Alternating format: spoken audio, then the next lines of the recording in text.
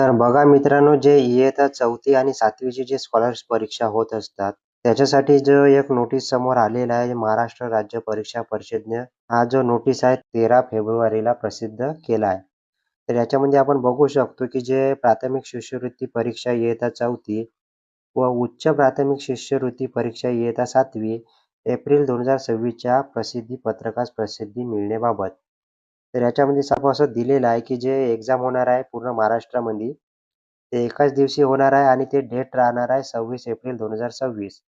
तर बघा, या 26 एप्रिलला 4थी आणि 7वीची एकाच दिवशी परीक्षा घेण्यात येणार आहे. त्याच्यासाठी जे शाळा नोंदणी व नियमित शुल्कासह विद्यार्थी ऑनलाईन आवेदनपत्र भरण्याकरिता 28 फेब्रुवारी 2026 पर्यंत जे द्वितीय व अंतिम मुदतवाढ देण्यात आलेली आहे. तर अशा हा नोटीस आहे, पत्रक आहे, जे समोर आलेलं आहे. बघा मित्रांनो, 4थी आणि 7वीची जे स्कॉलर्स परीक्षा होत असतात, ते पूर्ण महाराष्ट्रामध्ये आता 26 एप्रिलला होणार आहे. आणि अशाच नवीन अपडेटसाठी आपल्या चॅनलला सबस्क्राईब करून ठेवायचं आहे. Facebook, Instagram पेजवरून बघत असाल तर नक्की फॉलो करून ठेवायचं आहे. धन्यवाद.